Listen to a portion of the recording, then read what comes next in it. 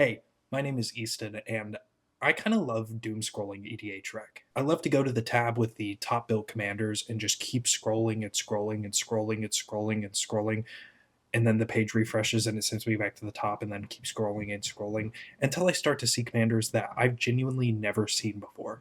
Once you get low enough on EDH Rec and you start seeing stuff that you've never seen before, it kind of becomes exciting.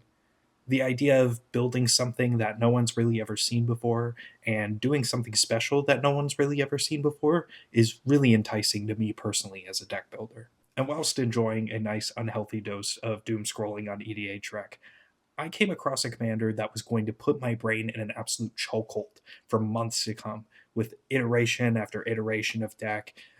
Some that I'm not even going to bother talking about in this video because they were that bad, and some, well, one that was good enough to actually keep.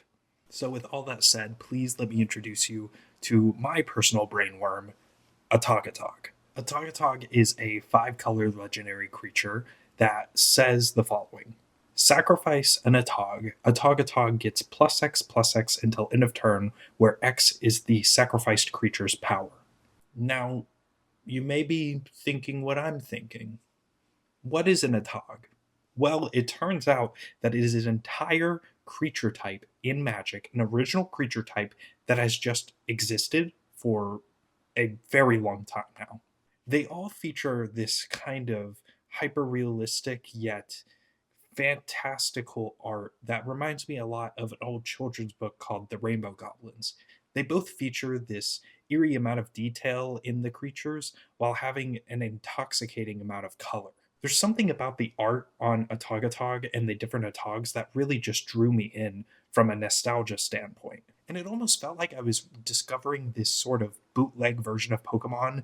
You know, you have Atog, Megatog, Sacratog.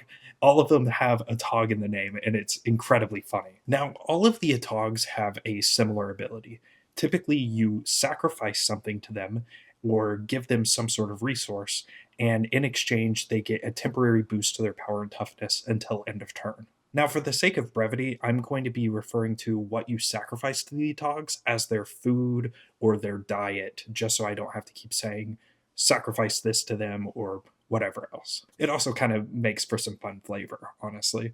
Now, for some examples of what the different Atogs eat, there's first Atog, which is, of course, the poster child of the creature type, and it eats artifacts. There's also Oratog, which eats enchantments, and Chronotog, which eats your entire next turn for +3 power and +3 toughness. Something tells me I'm not going to really be building around that one much. In total, including Atogatog, there are 12 unique Atog creatures. And of course, initially, I wanted to run every single one if possible. You know, it doesn't seem too complex. I just need to give the Atogs what they need to eat to buff their power, feed them to my commander, and then go in for a big commander damage win. Maybe even a fling effect and just go straight to face. Honestly, it doesn't seem that complicated, right?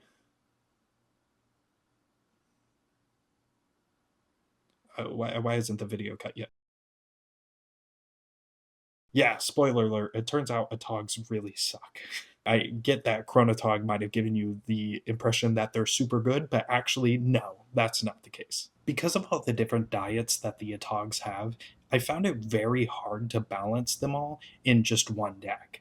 Not to mention, typically, the resources that you would need to put in to pumping a single Atog and then sacrificing it to your commander just resulted in a pump that just didn't feel very worth it. I would typically discard several cards or sacrifice several permanents to my Atogs just for my commander to eat them and get like maybe +3, +4 until end of turn. It felt like I could just be more efficient by playing a bunch of pump spells rather than playing actual Atogs, which was kind of heartbreaking. And while, of course, I have seen people build Atogatog more as a joke commander that plays these really bad creatures with the hopes of sacking all their permanents and winning somehow that way, I personally kind of wanted to build a deck that has a bit more staying power and that I could actually play against my friends' decks. Of course, we only play in around a bracket 2 or 3, so I'm not looking for anything super optimized or anything, but I'm definitely not looking for a bracket 1 deck. Now, with the failure of my all-atogs deck behind me, I decided to focus on maybe just accommodating a few of the atogs' diets. This led me to focusing on all the atogs that eat artifacts specifically. These include atog, megatog, sacratog, and thumatog. I figured I could try making a deck that just pumps out a bunch of artifact fodder. And what better artifact fodder than food?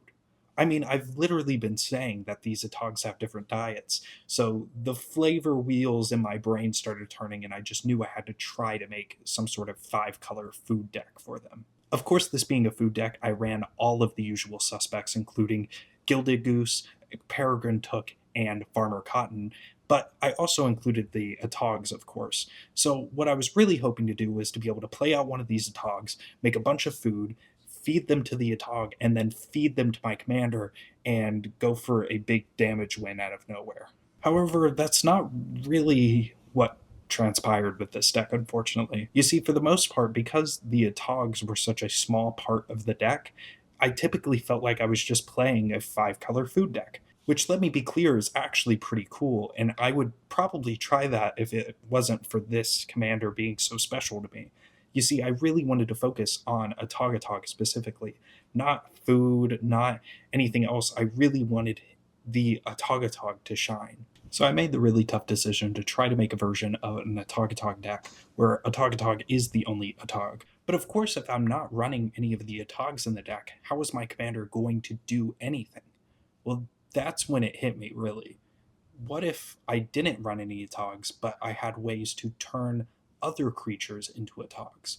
I could run some very efficiently costed creatures with really high power and just turn them into Atogs and then feed them to my commander. It adds an extra barrier, but I don't know, maybe there's something there.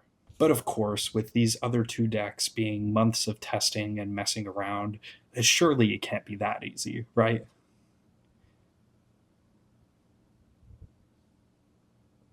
Right.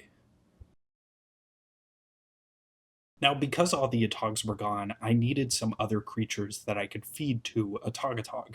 But more importantly, I had to have ways to turn them into Atogs. So that's why I ran these couple of cards to help out with that.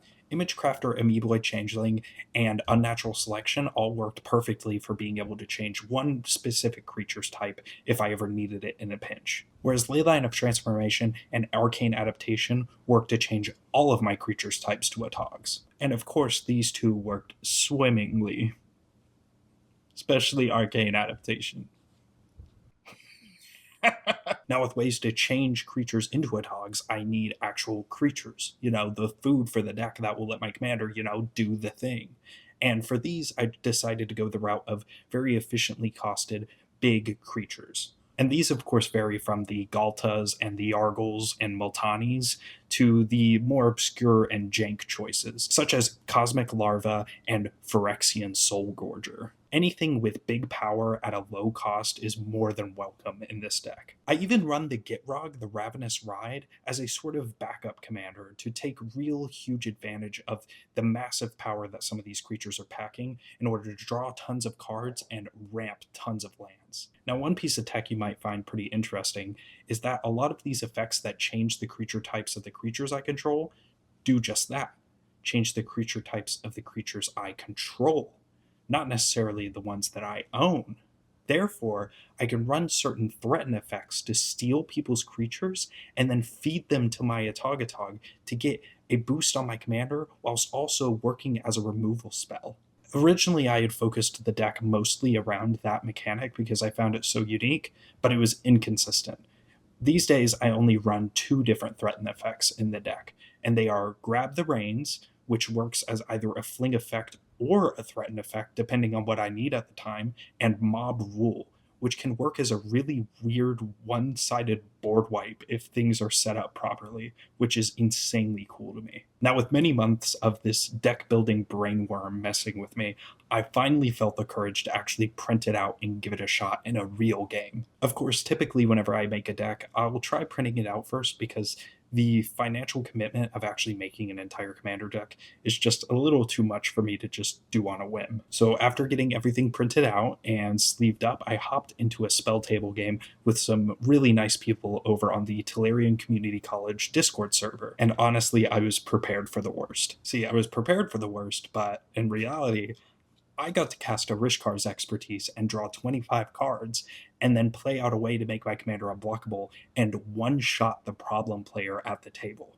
It was freaking awesome. Even my opponent that got one-shot by Atogatog said that it was one of the funniest knockouts he had experienced in a long time, and that being knocked out by such an obscure creature was an absolute highlight for him. And that right there is actually why I love Commander so much. You can absolutely play this game with the most optimized decks, the most power crept cards possible, and the most proven strategies.